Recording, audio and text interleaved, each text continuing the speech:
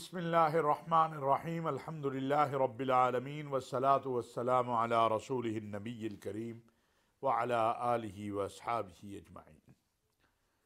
ناظرین و سامعین، السلام علیکم ورحمۃ اللہ وبرکاتہ۔ ناظرین، ملک کے سیاسی حالات جو ہیں ان میں ایک ہجانی کیفیت تو ختم ہو گئی ہے۔ وہ پاکستان کے سپہ سالار کا تقرر تھا۔ بہت ساری افواہیں پچھلے 6 ماہ میں پھیلائی گئی، پراپوگنڈے کیے گئے، ایک غلیظ کمپین پاکستان کی فوج اور سلامتی کے اداروں کے خلاف چلائی گئی، جس میں اندرونی تو کم لیکن بیرونی بہت زیادہ بڑی تعداد میں وہ عناصر تھے جو پاکستان کو ہمیشہ کمزور دیکھنا چاہتے ہیں، لیکن ان کی یہ سازش کبھی کامیاب نہیں ہوئی۔ پاکستان کے سپہ سالار، سلامتی کے اداروں کے ذمہ داران کو جس طرح نشانہ بنایا گیا وہ ساری قوم کے علم میں ہے۔ اللہ تعالیٰ کے فضل و کرم اور احسان سے گزشتہ 2 دن پہلے آپ نے دیکھا کہ پاکستان کے تمام سیاسی مذہبی قائدین نے وزیر اعظم میاں شہباز شریف صاحب کی طرف سے نامزد اور آئینی اور قانونی جو حق ان کا تھا اس کے مطابق جو تقرریاں کی گئی اس کی مکمل تائید و حمایت کی۔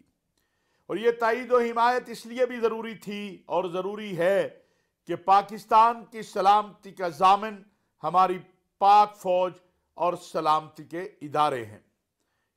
پاک فوج اور سلامتی کے ادارے یہ ہر پاکستانی کے لیے محترم ہیں اور ہر پاکستانی کی سلامتی کے ضامن ہیں۔ بدقسمتی یہ ہے کہ ہم تاریخ پاکستان میں یہ دیکھتے ہیں کہ چند دن قبل جن کے بارے میں یہ کہا جاتا ہے کہ ان سے بہتر کوئی نہیں ہے، جیسا کہ جنرل باجوہ صاحب کے بارے میں جو کچھ عمران خان صاحب کہتے رہے وہ سب کے سامنے ہے کہ انہوں نے ہماری حکومت کی خارجہ پالیسی میں، معاشی پالیسی میں، ملک کے اندر امن و امان میں، حتیٰ کہ قانون سازی میں بھرپور معاونت کی۔ یہ عمران خان صاحب کی باتیں ہیں جو میں عرض کر رہا ہوں۔ اور پھر کیا ہوا کہ جب ان کی حکومت چلی گئی اور فوج نے فیصلہ کر لیا کہ انہوں نے اب سیاسی میدان میں کسی کے ساتھ کھڑے نہیں ہونا بلکہ آئین اور قانون کے مطابق اپنا جو کردار ہے وہ ادا کرنا ہے، تو پھر کیا ہوا آپ کو معلوم ہے، نیوٹرل جانور ہوتا ہے۔ میر جعفر، میر صادق، کیا کچھ نہیں کہا گیا۔ اور آنے والے دنوں میں مجھے علم ہے اور میں دیکھ رہا ہوں کہ ایک مہم جنرل باجوہ کے حوالے سے شروع کی گئی ہے، جس میں بہت سے وہ لوگ بھی شامل ہیں جو خود تو بگوڑے ہیں، اس ملک سے بھاگے ہوئے ہیں اور بیرونی دنیا میں رہ کر نامعلوم کس کس کے اشارے کے اوپر وہ پاکستان کے سلامتی کے اداروں اور افواج پاکستان اور ان کے ذمہ داروں کو نشانہ بنا رہے ہیں، وہ تیاریاں کر رہے ہیں۔ لیکن میں نے ناظرین گزشتہ دنوں جب یہ ساری مہم سازی ہو رہی تھی تو دیکھا کہ پاکستان کی فوج کے جو سپہ سالار تھے ان میں سے کتنے پاکستان سے باہر رہتے ہیں اور کتنے پاکستان میں رہے، تو مجھے معلوم ہوا کہ جنرل ایوب خان، اختلاف اتفاق اپنی جگہ، لیکن وہ پاکستان میں ہی رہے اور پاکستان سے باہر نہیں گئے۔ یحییٰ خان ایک متنازع کردار تھے لیکن پاکستان میں رہے۔ جنرل ضیاء الحق شہید ہو گئے، ان کا طیارہ جو ہے اس کا حادثہ ہوا۔ جنرل اسلم بیگ آج بھی موجود ہیں راولپنڈی، اسلام آباد میں۔ اس کے بعد اگر ہم آگے جاتے ہیں تو ہم دیکھتے ہیں کہ جنرل عبدالوحید کاکڑ پاکستان میں موجود ہیں، جنرل اشفاق پرویز کیانی پاکستان میں موجود ہیں۔ عجیب و غریب ان سے قصے بیان ان کے حوالے سے کیے جاتے ہیں، لیکن بذات خود جنرل اشفاق پرویز کیانی کے اوپر آج تک کوئی 1 روپے کی کرپشن ثابت نہیں کر سکا ہے۔ جنرل جہانگیر کرامت پاکستان میں موجود ہے۔ جنرل قمر جاوید باجوہ وہ بھی پاکستان میں ہی رہیں گے، پاکستان چھوڑ کے کہیں نہیں جائیں گے، یہ میں آج بات کر رہا ہوں۔ یہ پراپوگنڈا ہے، قوم کو گمراہ کرنے کی کوشش کی جاتی ہے۔ حقیقت حال یہی ہے کہ پاکستان کے جو ملٹری کا نظام ہے، جو فوج کا نظام ہے، اس کا نظام احتساب باقی تمام اداروں کے نظام احتساب سے زیادہ سخت ہے۔ بدقسمتی ہے کہ جب ہم کہتے ہیں کہ فوج کو سیاست میں نہیں آنا چاہیے، تو پھر ہمیں بھی ایک عزم کرنا چاہیے سویلین کو کہ ہم بھی ان کے دروازے پر جا کر دستک نہیں دیں گے کہ آئیں ہماری مدد کریں۔ اس پر کسی وقت انشاءاللہ پھر دوبارہ بات ہوگی اور اس پر بحث بھی ہو سکتی ہے کہ کس کا کیا کردار ماضی میں رہا ہے اور آئندہ کیا کردار ہونا چاہیے۔ ناظرین، اب جب کہ انشاءاللہ 29 تاریخ کو جنرل قمر جاوید باجوہ چلے جائیں گے، ان کی جگہ نئے سپہ سالار جنرل حافظ سید عاصم منیر منصب کو سنبھال لیں گے،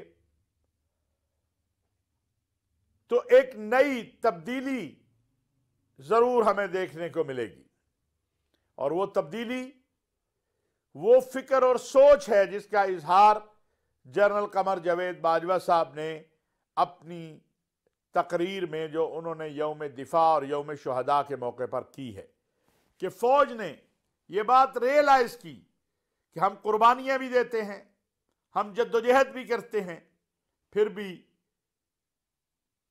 ہمارے خلاف ایک مہم سازی جاری رہتی ہے۔ اس سے باہر کیسے نکلا جائے؟ اس کا واحد راستہ یہ ہے کہ ہم اپنے آپ کو سیاست سے علیحدہ کر لیں۔ اب آپ جب فوج یہ بات کہہ رہی ہے تو میں تحریک انصاف کے سیکرٹری جنرل اسد عمر صاحب کا بیان دیکھ رہا تھا کہ وہ کہتے ہیں کہ فوج درمیان میں آئے اور ہمیں انتخابات لے کر دے۔ دوسری طرف میں نے رانا ثناء اللہ صاحب کا بیان دیکھا کہ وہ کہہ رہے ہیں کہ مذاکرات کے لیے آئیں، ایون کہ انہوں نے کہا کہ نواز شریف صاحب اور شہباز شریف صاحب کے ساتھ عمران خان بیٹھیں، اور اگر کوئی مسئلہ ہوگا یا کوئی معاملات ہیں تو میں درمیان میں یہ کردار ادا کرنے کو تیار ہوں۔ یہ ایک بہت ہی اچھی بات ہے کہ ہماری سیاسی مذہبی قیادت خود ٹیبل کے اوپر بیٹھے۔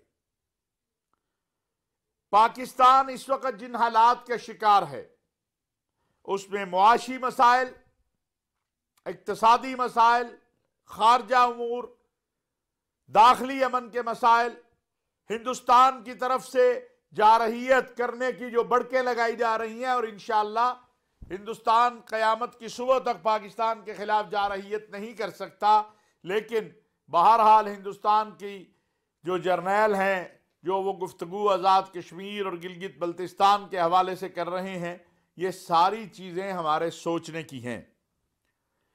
وزیر اعظم پاکستان میاں شہباز شریف صاحب نے تو دعوت دی ہے، پارلیمان میں بھی دعوت دی تھی۔ اسحاق ڈار صاحب گزشتہ دنوں صدر مملکت سے ملے ہیں، اور ان کی ملاقات کا مقصد بھی یہی معاشی مسائل کے اوپر بات کرنا تھا۔ تو اب جب ایک بہت بڑا مرحلہ ہم نے مکمل کر لیا، جو کہ ہونا ایسا نہیں چاہیے تھا، ایسا لگ رہا تھا کہ پاکستان کے سپہ سالار کا فیصلہ یوٹیوبرز نے کرنا ہے یا سوشل میڈیا کے ورکرز نے کرنا ہے۔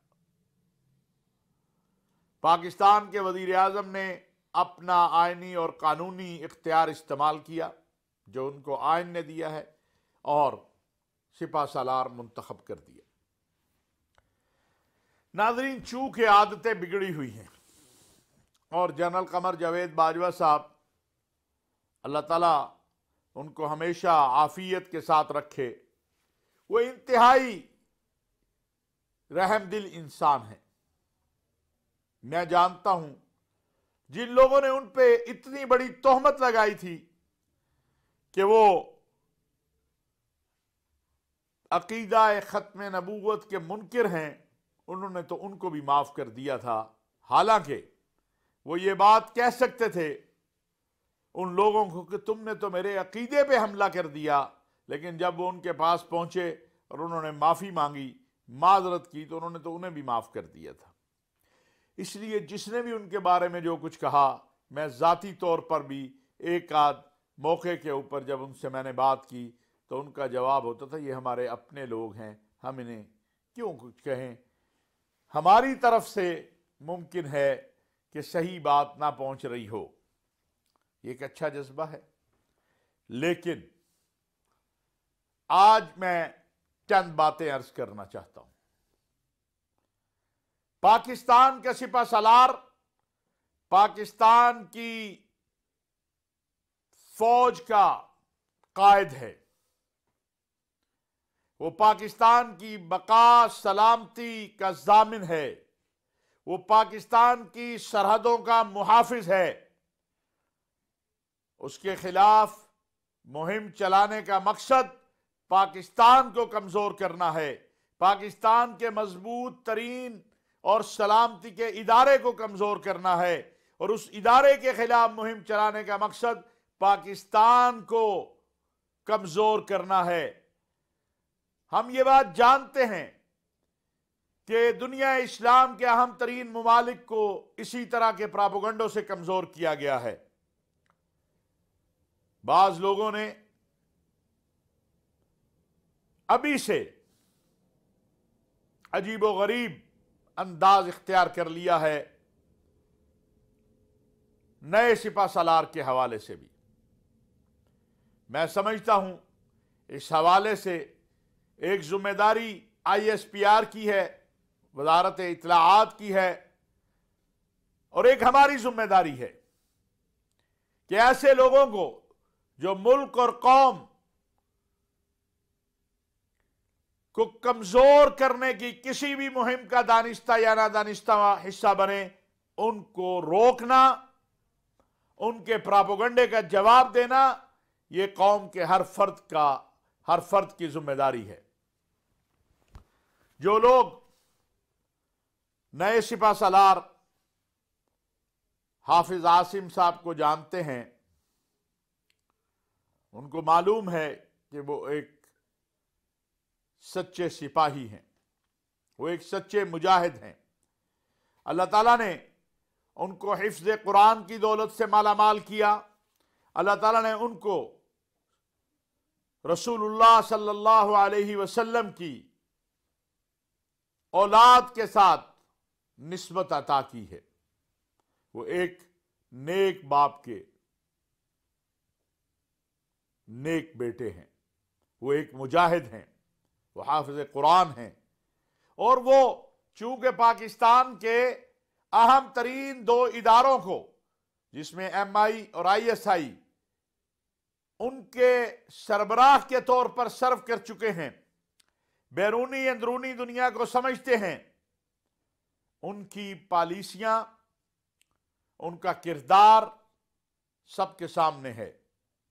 اگر کسی کا یہ خیال ہے کہ جو ادم مچا ہوا ہے یا مچایا ہوا ہے وہ اس کو اب جنرل باجوہ سے نئے سپہ سالار کی طرف منتقل کریں گے، تو میرا یہ خیال ہے کہ اس حوالے سے بڑا کلیئر ایک لائے عمل ہونا چاہیے کہ افواج پاکستان کے حوالے سے یا افواج پاکستان سے منسلک اداروں کے حوالے سے کوئی بھی خبر یا کوئی بھی بات بغیر تحقیق کے نشر نہیں ہونی چاہیے۔ آزادی اظہار کا یہ مطلب نہیں ہے کہ آپ کا جو دل چاہے آپ کہتے رہے، جس پہ چاہے الزام لگا دیں، جو دل چاہے قصہ بنا دیں، جو دل چاہے کہانی بنا دیں، جو دل چاہے پراپیگنڈا کر لیں۔ آزادی اظہار کا مطلب یہ ہے کہ اگر آپ کے پاس سچی بات ہے، تحقیق آپ کی کامل و مکمل ہے، تو پھر اس کو اچھے اسلوب میں آپ بیان کریں۔ نئے نظام میں، نئے حالات میں، نئے سپہ سالار کے تقرر کے بعد میری رائے یہ ہے کہ اس حوالے سے ISPR کو اور وزارت اطلاعات کو بڑا واضح اور دو ٹوک موقف دینا چاہیے۔ اور یہ جو یوٹیوبر حضرات ہیں یا سوشل میڈیا کے، ان کو بھی خدا کا خوف کرنا چاہیے۔ پاکستان مستحکم ہے تو ہم سب مستحکم ہیں، پاکستان کمزور ہوگا تو ہم سب کمزور ہوں گے۔ یاد رکھیے ناظرین، آخر میں ایک بہت ضروری بات کرنا چاہتا ہوں، اور وہ بات ہے پاکستان میں بلکہ دنیا میں بڑھتی ہوئی طلاقوں کا معاملہ۔ یہ ایک بہت اہم موضوع ہے، یہ ایک بہت اہم مسئلہ ہے۔ ہو کیا رہا ہے؟ سوشل میڈیا کے ذریعے رابطہ یا کہیں میل ملاقات، اور اس کے نتیجے میں ماں باپ کو اعتماد میں لیے بغیر یا ماں باپ کے اوپر ٹھونس کر شادی کر لی جاتی ہے۔ بڑی بڑی خواہشات ہوتی ہیں، بڑی بڑی توقعات ہوتی ہیں، لیکن جب وہ پوری نہیں ہوتی تو اس کے نتیجے میں پھر طلاق ہو جاتی ہے۔ امام مسجد نبوی نے اس مرتبہ خطبہ جمعہ میں بھی اس طرف توجہ دلائی ہے، اور میں بھی آج یہ بات عرض کرنا چاہتا ہوں اپنے نوجوان بیٹے بیٹیوں سے، ماں باپ سے، کہ خدا کے لیے اس طرف توجہ کریں۔ بڑھتی ہوئی طلاقوں کی ریشو، طلاق کی ریشو پاکستان میں ایک ریڈ لائن کراس کر چکی ہے۔ پاکستان میں معاشی مسائل ہیں، اس سے انکار نہیں کیا جا سکتا۔ اخراجات بڑھ چکے ہیں، کاروبار کی صورتحال بہتر نہیں ہے۔ ان حالات میں میاں اور بیوی کو اور بچوں کو صبر و تحمل کا دامن ہاتھ میں پکڑنا ہوگا۔ اگر میاں کسی وجہ سے غصے میں ہے، پریشان ہے یا مصیبت میں ہے تو بیوی کو اس کا ساتھ دینا چاہیے، اور اگر بیوی گھر میں مسائل اور مصائب کی وجہ سے پریشان ہے تو میاں کو اس کا ساتھ دینا چاہیے۔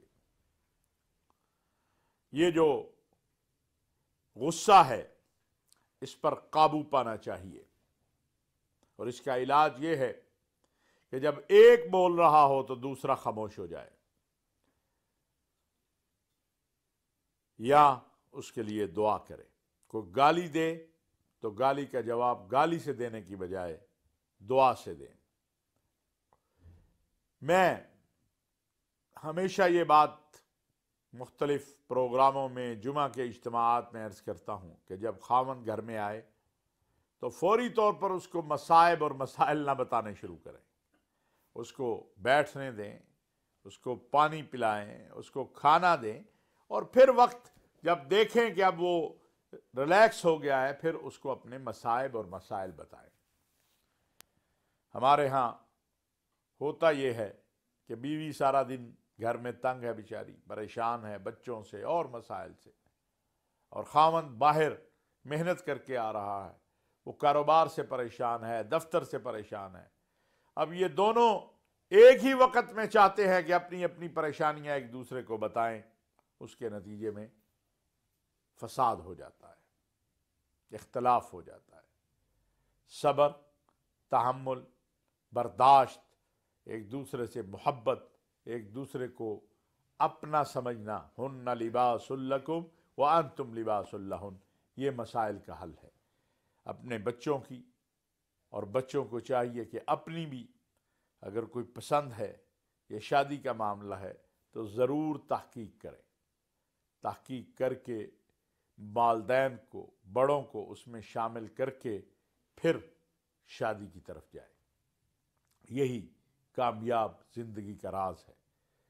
دعا ہے کہ اللہ تبارک و تعالی جو کہا سنا اس پر عمل کی توفیق عطا فرمائے، پاکستان کو امن اور استقرار دے۔